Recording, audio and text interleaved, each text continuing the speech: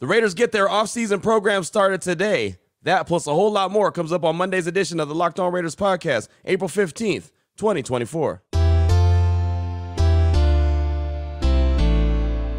Just win. Just win. Just win. Just win. The autumn wind is a raider, pillaging just for fun. He'll knock you round and upside down and laugh when he's conquered and won. And won. And won. And won. And won. And welcome in, Raider Nation, to another edition of the Locked On Raiders podcast. Thank you so much for making the show your first listen of the day. Make sure you subscribe or follow for free on YouTube or wherever you get your podcast. To get the latest edition of the show as soon as it becomes available, as always, if you're checking us out on YouTube, you know we appreciate that. The show continues to grow each and every day. That's because of you and my man, Ari. Ari does a fantastic job each and every day, takes a lot of pride in his work, and we appreciate that. You can shout him out on Twitter, at Ari Produces. You can hit me up as well, at your boy Q254. And we got the Locked On Raider podcast voicemail line at 707-654-4693. A lot of your feedback coming up in segment number 3. We'll try to get to as many calls and texts as possible. I know some people get frustrated because their calls don't get on right away. It's just because we have so many of them. Try to get as many in as possible. Try to get a variety of people on as well, but just sometimes it shakes out that way. And, well, we just get a lot of them get a little overwhelmed at times. So we'll try to get as much in as possible. We'll do that coming up in segment number 3. Segment number 2, I kind of teased it last week that I had an opportunity to have Mel Kiper Jr. on my radio show on ESPN Game Night on Thursday night right after he had his conference call earlier in the day. And so I think it'd be pretty cool to go ahead and run that conversation, especially since it's a Monday and there's not a whole lot of moving and shaking that's gone on yet. So I think it'd be really cool. So I'm going to go ahead and run that interview in segment number 2. It's myself and Gabe Neitzel and Mel Kiper Jr. Really good stuff, just talking all things NFL draft. And Mel's a good dude. I got a lot of respect for him. So I think you'll enjoy that conversation. That's segment number 2. Here is segment number 1, just news and notes, whatever was able to be collected over the weekend. We'll jump right into it after I tell you about the title sponsor of the show, which is FanDuel. Make every moment more. Right now, new customers get $150 in bonus bets guaranteed. It's $150, win or lose. Visit FanDuel.com/lockedon to get started. And off top, the Raiders offseason program does get started today, and it's a 3-phase process, so it's not like they're going out there, they're putting pads on, and they're making it do what it do, right? I mean, you're not going to see Davante Adams running routes and, you know, Aiden O'Connell hitting them for big touchdowns or anything like that, but it's, again, a three-phase process that begins today. The first phase really is about lifting and conditioning and meeting, so a lot of classroom work, lifting and you know, conditioning, stuff that a lot of guys have been doing already throughout the course of the offseason. Remember, all these phases are all voluntary. None of them have to be attended. The only time it has to be attended is the mandatory minicamp, and that's only being attended by folks that are actually under contract. So, you know, phase 1, it's kind of cool to see these guys get back to the building, again, lifting, conditioning, meetings. Also, we get an opportunity to talk to some of the players that are in attendance, and what we've been told, and I can't guarantee this, it probably should start around 11:15 this morning, and we're supposed to get a couple guys that are captain level players. That's what we've been told. Now, again, it all depends on who's there. It all depends on who's available at the time, but it does sound like there's going to be a really good effort to get some pretty good players to talk to us. So I look forward to that. Hopefully we get some really good stuff, and I'm able to bring it to the show tomorrow. But yeah, for the offseason program to get started is pretty cool. Saying the draft is still 10 days away, but the Raiders are already starting to put together their 2024, you know, their season, and put together their roster and really start to get the wheels in motion. I know for a guy like Antonio Pierce, I know he's excited about it just because, again, he's getting an opportunity to do some football-type activities. Davante Adams, he had a youth camp on Sunday, and it's so funny. I had a couple calls and texts that I had sent out thinking, okay, should I go to this? Should I attend it? So I reached out to Vinny Bonsignor, and I was like, hey, man, you plan on going out here at Sunday morning at 9 a.m.? And he was like, man, I'm thinking about it, but, you know, I heard last year that Davante had it because it's his 3rd annual one that he's had in Vegas. He said last year he had it, and really just wanted to keep it about the kids and didn't really want to talk about the team. And I could respect that. And I remember when Darren Waller had one of his, you know, his camps that I went to, and I actually did get a couple minutes to talk to him, but really wanted to focus in on the kids as well. And so I said, nah, you know what? I'll just sit this one out because I know that the offseason program does start on Monday, so probably have an opportunity to catch up with Davante on Monday. But he did, in fact, talk to the media for just a couple minutes. It wasn't very lengthy, about a couple different things, including the camp, but also a couple Raider-related answers as well. And I thought this was a really good question from Adam Hill about his commitment to the team, because there's been so many reports about Davante's going to want out. Davante does want out. He wants to go to New York and play with Aaron Rodgers. So I thought Adam Hill from the Las Vegas Review-Journal did a really good job of, kind of wording this question and Davante's answer. Here it is. Check it out. A lot of people just assumed for you that you were going to want out at some point. Like, was that, well, I guess, what was in your mind? Was there ever any fluctuation in your dedication to this franchise? I mean, I wouldn't say I ever wanted to be gone. If I wanted to be gone, I'd be gone by now. So I picked to come here. This is where I want to be. And obviously, if you're not winning and things are not going the way you want, you get headed in the right direction, or something else has got to change. So, I don't want to go anywhere. I want to be a Raider. So hopefully that answers everyone's question. So there was Davante on the commitment to the team, and basically let it be known right there that, look, I want to be a Raider. And if I didn't want to be a Raider, I wouldn't be a Raider, right? But he's also pretty vocal about him wanting Antonio Pierce. And Max Crosby was very vocal about him wanting Antonio Pierce. And many guys in that Raiders locker room were very vocal about them wanting Antonio Pierce as the head coach. He is the head coach. But here's Adam responding to a question about him and others in that locker room just being vocal about AP. A couple of us were vocal about how we felt to kind of ensure we got what we needed and what was best for the team. It's not just doing it to go hang out with him. He's a great coach, a great guy, and it's obviously a great fit for this team. So, looking forward to it. So real quick answer right there. Like I said, for the most part, these camps are, all about the kids. Sometimes it does, get an opportunity to talk to the player and talk to him in length and detail about what's going on with the team. But again, knowing that the offseason program begins today, I expect Davante Adams is probably going to be there. And if he is, then we're able to talk to him. We should be able to talk to him. Again, what we've been told is that some, captain level players are who we're going to have a chance to talk to. And like I said, I believe that's going to start at 11:15. So I'm good with that. And even if we don't catch up with Davante today, I'm sure I'll catch up with him sooner rather than later, at the very least, when mandatory mini camp comes up, which is coming up next month. Final thing I have for you for segment number 1 of today's Locked On Raiders podcast, little news and notes. This is something I talked about quite a bit on my radio show on Friday, is the 33rdteam.com. I really respect that website and the folks that work there, including Ari Mayrov, good friend of the show. They put out a mock draft and a mock trade, I should say, involving the Raiders. And I didn't like the trade. I'll tell you right there. I'll go ahead and let it be known, but I'd love to hear your thoughts on it. They presented the Raiders trading up from 13 to 8 with the Falcons, swapping spots with the Falcons, also giving up their number 77 overall pick, which is the 3rd round pick, and a 2025 5th round pick, just to move up to number 8. And at number 8, draft J.J. McCarthy. Now, a couple things here. I'm not real big on J.J. McCarthy, and 2, I don't know if he's even going to be there at number 8. But that was the trade that they proposed. The Raiders moving up from 13 to 8 to go get J.J. And the one thing that I really didn't like about it, and this is just kind of my belief, but would love to hear from you. You can hit us up at 707-654-4693. We'll try to get some of those calls and texts around this subject on tomorrow's show. Would you want the Raiders to trade up from 13 to get anyone besides Jaden Daniels? Because I wouldn't, and that's just me. Right? If you're going to trade up and go get Jaden Daniels. If they're going to trade up to number 8, that doesn't do anything for me. But again, that's just me. Maybe you feel differently. So I asked that question on my radio show on Friday, got some really good responses. So would love to hear from you. If the Raiders were to trade up from 13 to say whatever, and they came away with anyone that wasn't Jaden Daniels, would you be disappointed or would you be okay with that? If there is a certain player that you wouldn't mind them trading up for that wasn't Jaden Daniels, who would it be? Again, 707-654-4693. We'll get calls and texts in segment number 3. But segment number 2 coming up next, Mel Kiper Jr., my guy. He was a guest on my radio show on ESPN on Thursday night talking all things NFL draft along with Gabe Neitzel. You'll hear that conversation next here on the Locked On Raiders podcast. Before we get to that, though, I do want to tell you about eBay Motors. Passion, drive, and patience. The formula for winning championships is also what keeps your ride or die alive.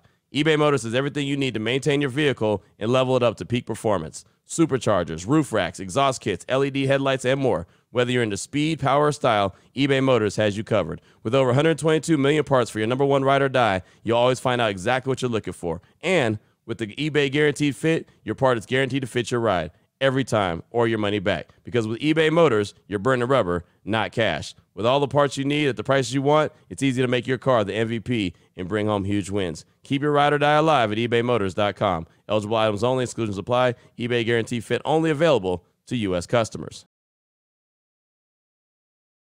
All right, Raider Nation, here we go. Segment number 2 of today's Locked On Raiders podcast. Want to let you hear the conversation I had with Mel Kiper Jr. on Thursday on my ESPN show Game Night, and really just proud that I was able to have him on the show, right? I mean, anyone who's been listening to me for a long time knows I have a lot of respect for guys like Mel Kiper Jr., Daniel Jeremiah, Matt Miller, right? All those guys, I have a lot of respect for them. Louis Riddick, of course. It just takes a lot of work to do what they do, and sometimes they hit, sometimes they don't. I mean, that's just how it's going to be, right? You're never going to get everything right, but really for Mel, because he's been doing it for so long, I got a ton of respect for him. So ever since I've been working for ESPN, I keep saying I want to have him on my show, or I want to be a part of his show, and I was a part of his show, a few weeks back. Well, right before the Super Bowl, matter of fact, they had me on Saturday. I also found out that Darian Mel is coming to a close. That show is going to get wrapped up around mid-May, which is, unfortunate, but that's going to happen sooner rather than later. But so when I had an opportunity to get him on my radio show on Thursday, I was super pumped up for it. So really fun conversation. Hopefully you enjoy hearing it as much as I enjoyed being a part of it. But here's myself, Gabe Neitzel from ESPN Milwaukee, but he's a co-host on Game Night as well with me on ESPN National, and then Mel Kiper Jr. So all things NFL draft, really good, fun conversation. Here it is. Check it out. Join us now to talk all things NFL draft is the guy, the guru, host of Darian Mel on ESPN Radio. That's the great Mel Kiper Jr. And Mel, man, thanks so much for your time. We definitely appreciate you here on Game Night. And how much moving and shaking, Mel, do you think that we're going to see really when the draft gets opened up on the 25th? Well, Q, Gabe, great to be with you. I hope we have a lot. I really do. I hope it is a lot of action, specifically at the top, involving maybe even the 5th pick. Could be New England at 3 that shakes it up if we expect Drake May, or we're not going to get Drake May. Could we get J.J. McCarthy? Could we get a trade? I think 3 is really pivotal, because if something happens there, then you got 5 with the Chargers. You got Minnesota trying to actively move up to get a quarterback, potentially. Then you have decisions that teams will have to make. Do we take a certain player like Romo Dunze, or would he trade down if we get that possibility? What do the Jets do at 10? What happens with Michael Penix Jr. and Bo Nix? The quarterback said, I have in the early second round on teams trading up, but does somebody reach a little bit and overdraft for a quarterback like we see pretty much every year? So I think really it's going to be a lot of fun. It's unpredictable. Everybody's got an opinion. They're all over the place on a lot of these players. As you see, just look at the internet. It's exploding with this team loves this guy, this team hates this guy. We got 3 different quarterbacks going to each team. I don't think the great thing is there's a lot of mystery, and we love that leading up to the draft. Well, you mentioned you've got Bo Nix and you've got Michael Penix Jr. going into the second round. What do you think the odds are that somebody would try to sneak into the back end of the first round just so they could get that 5th-year option?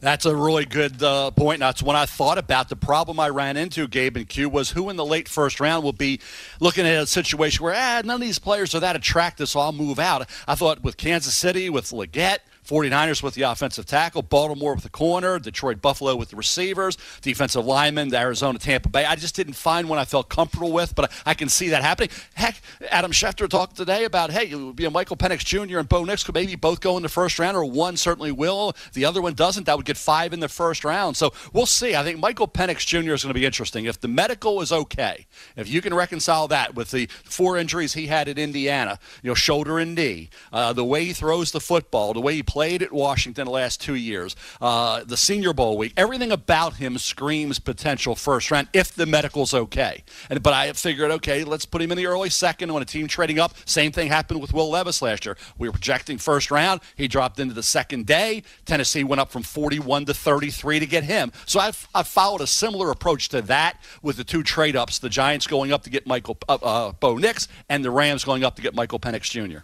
Mel Kiper Jr. is with us here on Game Night on ESPN Radio and the ESPN app. When you go into these projections and these evaluations, what is it that goes through your mind? Like, how do you come up with the solutions and then the drafts that you have? Q, it's a nightmare, to tell you the truth. It really is. It's a fun nightmare. Okay, if a nightmare can be fun, it's a fun exercise, but it's really frustrating because it's like a puzzle, trying to put that together, and you'll get to a point and you'll say, I can't see that player dropping down this far. Now I got to find a need. You go by what you hear. So I got all the notes of what people are saying about this guy could go here, this guy could go there. You try to build a consensus on that end, okay, what you're hearing, which you know how you rank them, what the needs are, which are ever changing during free agency, as you guys know. So it really is difficult. 4.0 is a little easier, at least on paper, because we know free agency and what's been done. We know what needs have been filled. We know what needs have been created. So I think you got to put it all together. You do the best you can. And inevitably, you get to a a point where you feel like it's done, you look at it and you say, I can't see that guy. Like Brian Thomas Jr. is a great example of that. I have him going 28 to Buffalo. Almost gave him to Jacksonville at 17, but I went with Latu, the pass rusher. So you always feel like, yeah, I should have done this, should have done that. You second guess yourself as soon as you file it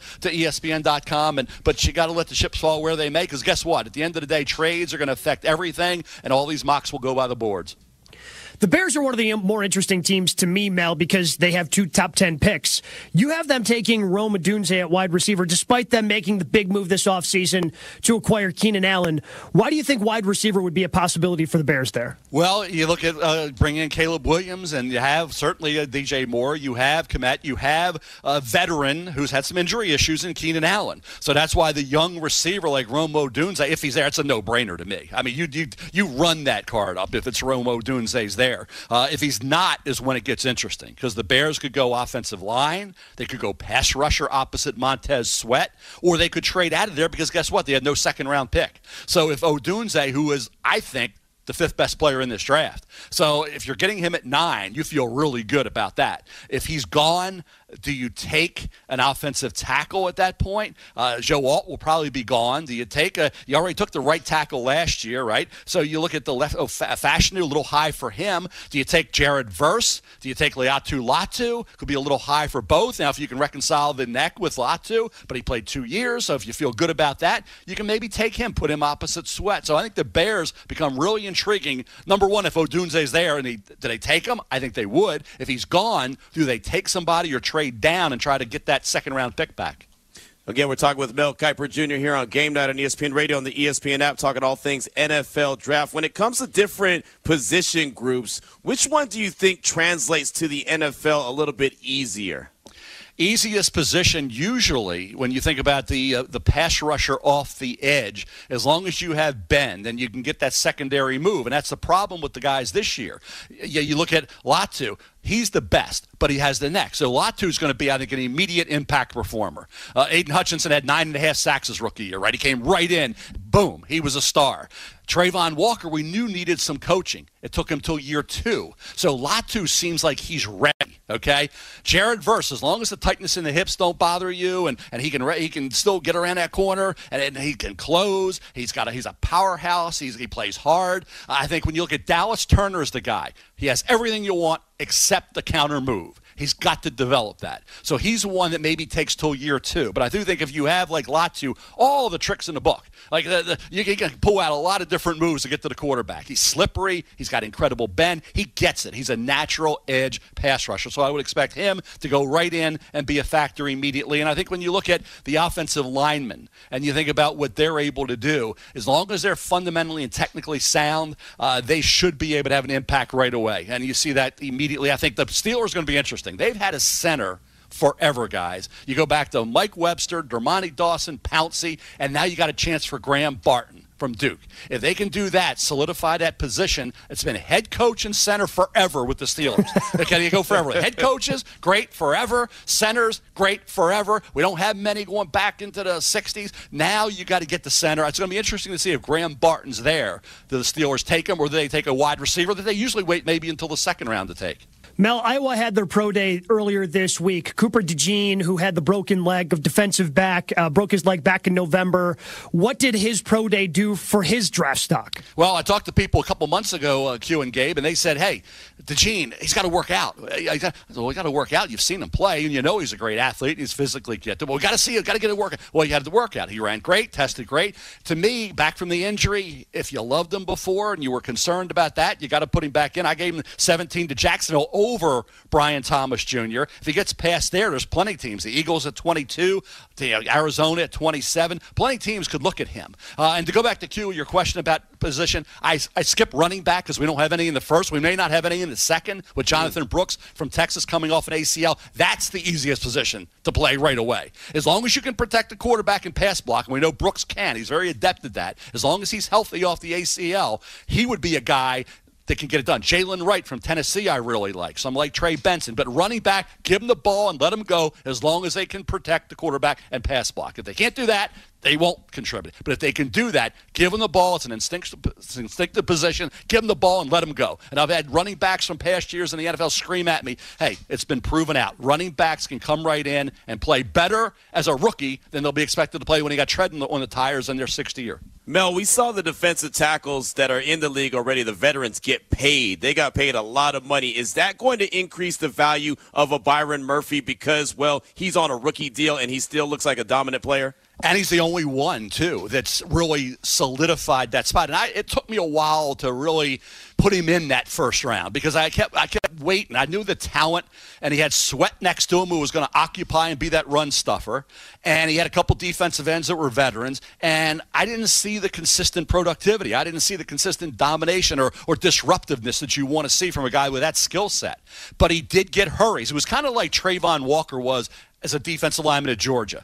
Talented galore, got a lot of hurries, but not a lot of finishes with sacks. But second year in the NFL, he did this past year, right? I think Byron Murphy II, how he's coached, and I said that with Walker, the most important guy for Jacksonville was going to be their defensive line coach. And that was the most important thing for Tyler Smith coming out of Tulsa for the Cowboys. He had a lot of penalties. A lot of penalties, Tyler Smith. He had some issues early on, got better. Coaching in the NFL will determine Byron Murphy II.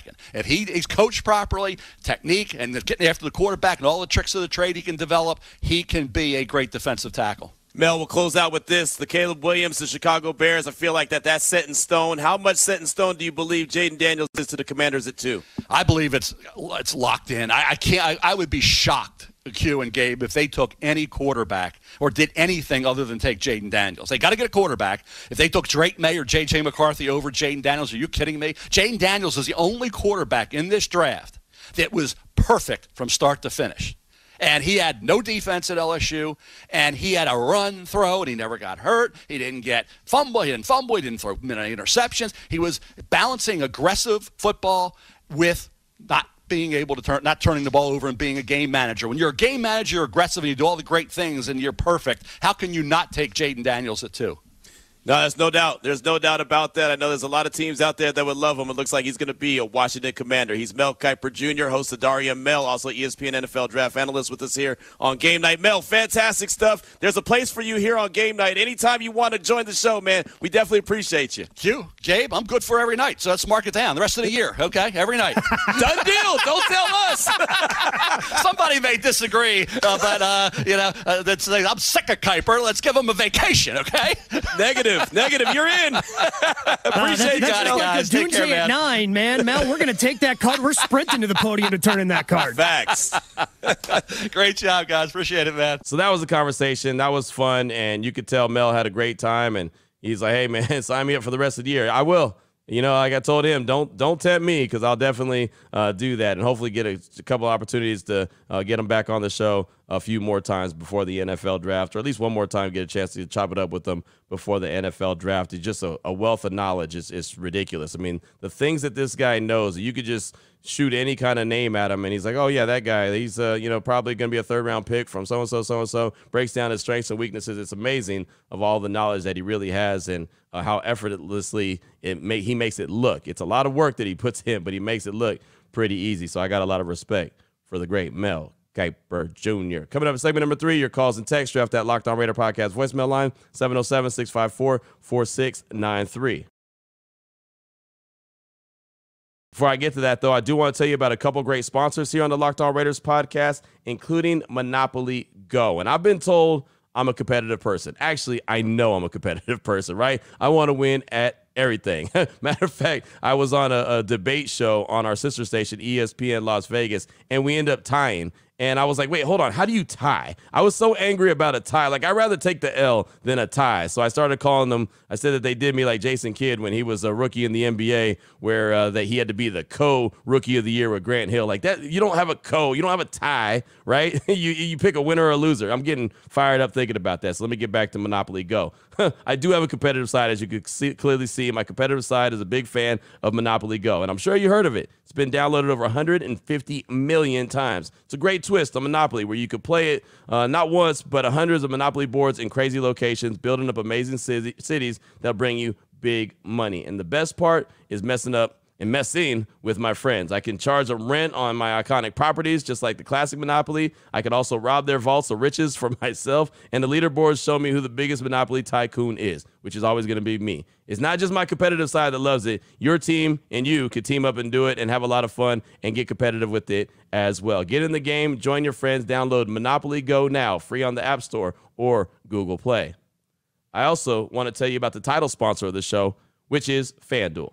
And it's the playoff times in the NBA. I thought there were some really good games on Sunday as the NBA regular season came to a close. And don't forget about the NHL. The Vegas Golden Knights were down 3-0 on Sunday, came back to win it in overtime 4-3. We know baseball's in full swing. Saw some good games as well over the weekend. FanDuel is your place to bet on every single game. Right now, new customers get $150 in bonus bets guaranteed. That's $150, win or lose. It's just that simple. Bet on everything from slap shots to home runs, slam dunks, all on an app that's safe, secure, and it's easy to use. So what are you waiting for? Visit FanDuel.com/lockedon. Make your first bet an automatic win. FanDuel, it's America's #1 sportsbook.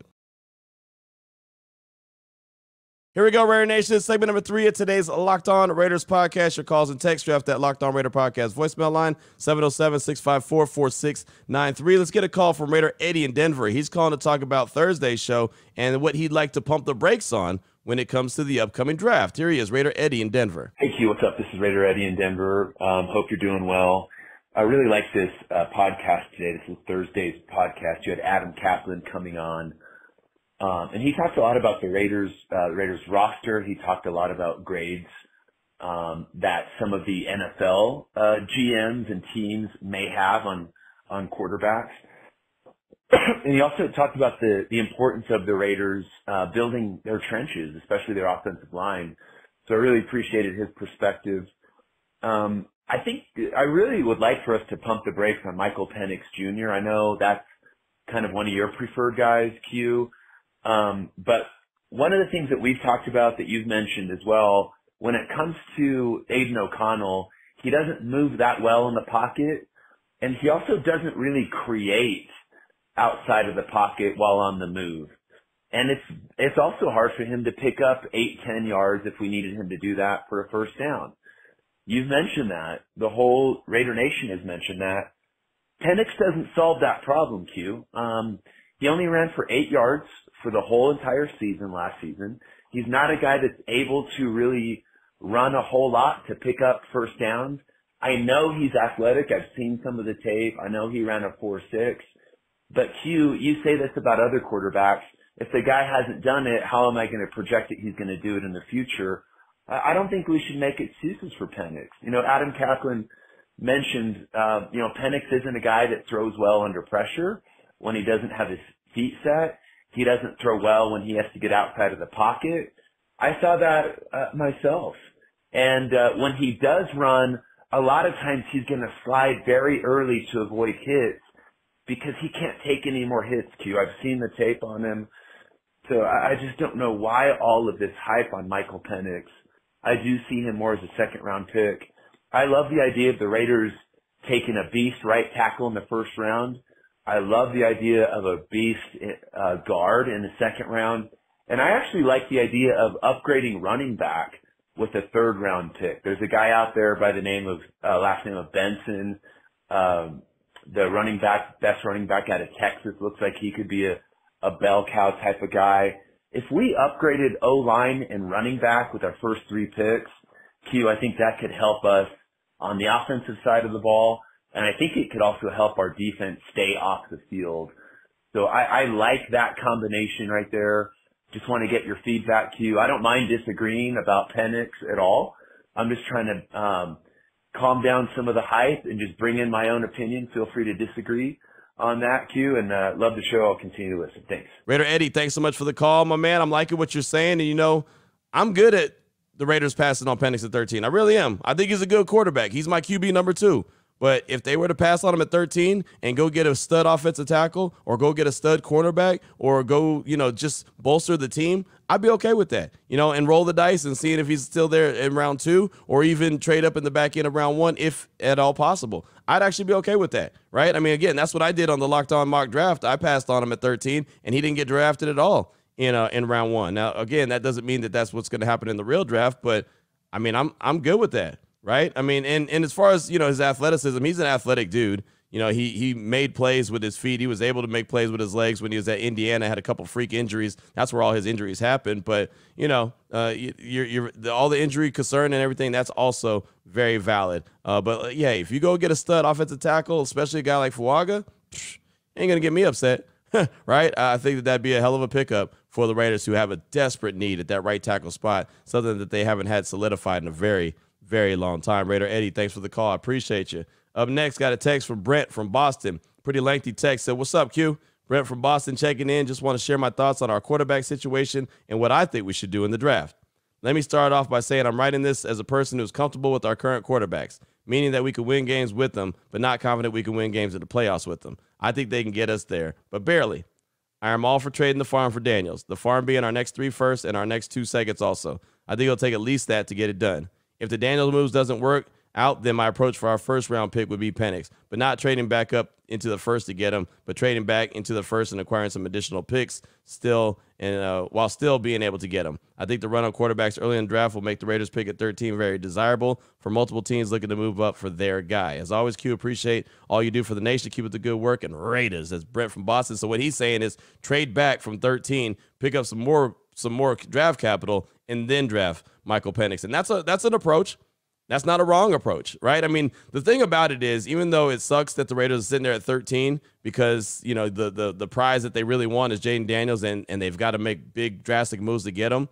If they don't get him and they stay there at 13 or just sit there at 13 and look comfortable there's so many different options. We've talked offensive tackle. We talked cornerback. Hell, they can go get the best defensive tackle. They can get Michael Penix or Bo Nix if they so choose to at 13, because I do believe both guys will be available. Or they could do what Brent just said, trade back, collect more assets from another team, and still be able to build the team. I feel like it's almost like a basketball. In basketball, when you catch the ball and you haven't dribbled and you're basically at a 3-point attack, like you can do all kind of different things. You can either dribble, you can shoot, you can pass. I mean, there's options that you have. I feel like that's the same approach that the Raiders have right now. They have so many different options at 13, different ways that they could pivot in this year's draft, which again makes it even that much more intriguing. Now, I would love to, be in Detroit and know that the Raiders have already secured the number 2 overall pick. That would make it even better. Then there wouldn't be any options of what they're going to do. We'd know what they're going to do, and it'd be a lot of fun and exciting. I know Raider Nation would get fired up. But again, with 10 days between now and the start of the draft, who knows what's going to happen? It sounds like, and you heard Mel in segment number 2, sounds like Washington's locked in at Jaden Daniels at number 2. And I don't blame him. So thanks so much for that text, my man. I do appreciate you. Here we go. Got a call from Raider Kev. He's calling to talk about the draft and why it's so important for the future of the team. Here he is, Raider Kev. Good morning, Q. This is Raider Kev. Calling you this morning, man. First and foremost, I want to say I truly enjoy your show. Raider Nation truly enjoys the quality information that you give us every morning. The insights, it's great, and we truly appreciate it. Look, man, I just want to talk about the draft. I'm so excited for this draft. I think it's so important because I think this draft is going to dictate our future for quite some time. I think the potential, I should say, in this draft to dictate our future is so important. So that's why I think Raider Nation, we're always excited for the draft. This one is a little bit special.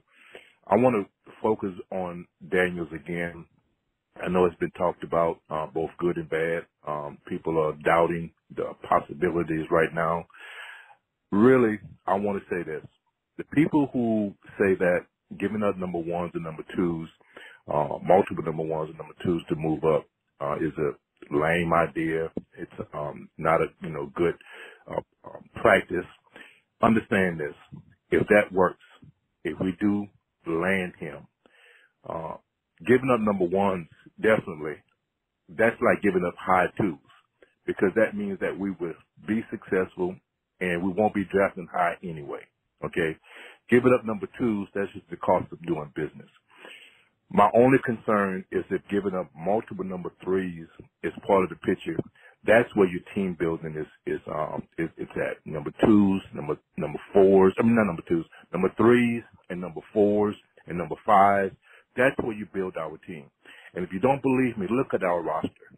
Look at our roster right now. The great players on our roster are number 3s, number 4s, number 5s. You see where I'm going with that?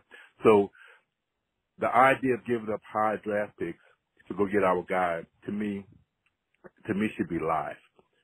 To me should be one of our main goals, because that would answer a huge question. One thing before I go, I want to mention this. When we're in this draft, guys, keep an eye on Minnesota. Minnesota is the key to what we do. If we don't get Daniels, and if Minnesota addresses their quarterback position at number 13, then we have some leeway. Then we can get that offensive lineman that we may want, or that cornerback we may want, right? But if Minnesota does not address their quarterback at with their first pick, we better get Penix. If he's available at 13, we better get him, because he's not going to get past Minnesota, okay, with Minnesota's second pick. He's not going to get in the second round if Minnesota does not take him with their first pick. Kev, thanks so much for the call. I appreciate you. You know, the thing about it is, haven't it felt like that the draft is so important for the future of this team for like 3 or 4 years now?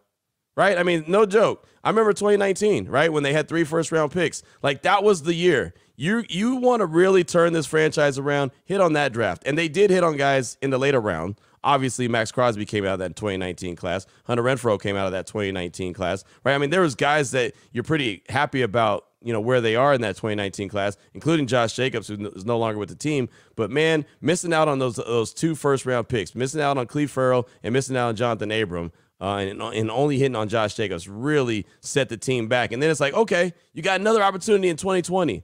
You got 2 first-round picks. And for neither one of those guys to be even in the league for different reasons, right? Damon Arnett is just, well, I don't even have to go into it. Damon Arnett and Henry Ruggs, neither one of the guys are in the league right now. And it's just, I mean, those are 5 huge misses. And like I said, Josh Jacobs wasn't a miss, but he's not on the team anymore. Right. And so, man, that really could have turned the franchise around. So now fast forward, this year is important because you know that they really want a quarterback. Are they going to get the one that they think that they really need, the one that I would like to see them get, or are they going to get someone else?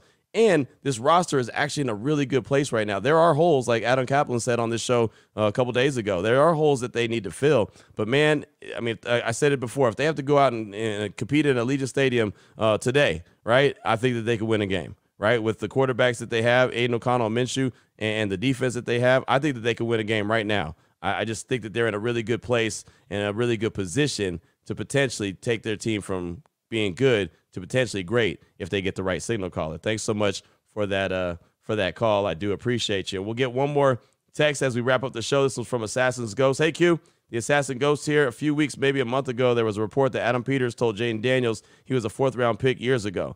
Then there's a report that he had a bad meeting with the Commanders. First, how true are these reports if you know? If so, I don't see Jaden going to them, but how likely would the Raiders trade up with New England for him? Love the show, man. Peace. That's from Assassin's Ghost. And, yeah, I heard about that. But, one, the Adam Peters telling Jaden Daniels he was a 4th-round pick, again, years ago, things changed. Nobody was talking about Jaden Daniels at this time last year. Nobody was talking about Jaden Daniels was going to be a top 3 pick, right? Nobody. They weren't. Just like Anthony Richardson a year before that. Nobody was talking about Anthony Richardson being a top 5 pick.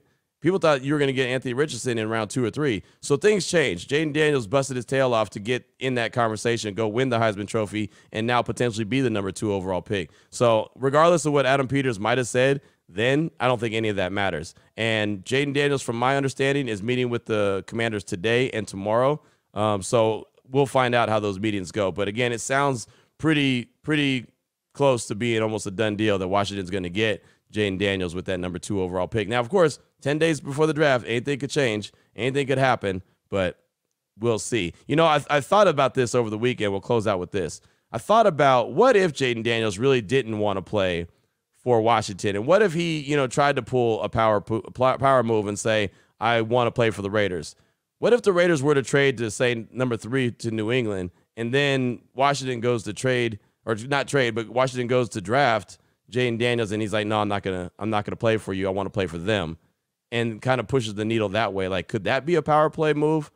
I don't know. I'm just spitballing, right? It's just something when I was sitting in the barbershop on Saturday waiting to get my haircut, it made me start thinking. I don't know. It's the barbershop. It happens like that. But I just wonder, you know, could that be a possibility? Could the Raiders get up to number 3, trade with New England, and then Jaden Daniels say, yeah, I don't want to play for Washington. I want to play for them. Because the money's similar. Like, that's not going to happen right now. He's not going to go from being a number 2 overall pick and saying, yeah, I don't want to play for you guys. I want to play for that team there at number 13 because they're not, the money's not the same. So they'd have to draft him at number 2 and then trade him to the Raiders, which I don't see that happening either. But I don't know. Just a lot. Like I said, just spitballing. 10 days away from the draft, that's what you do.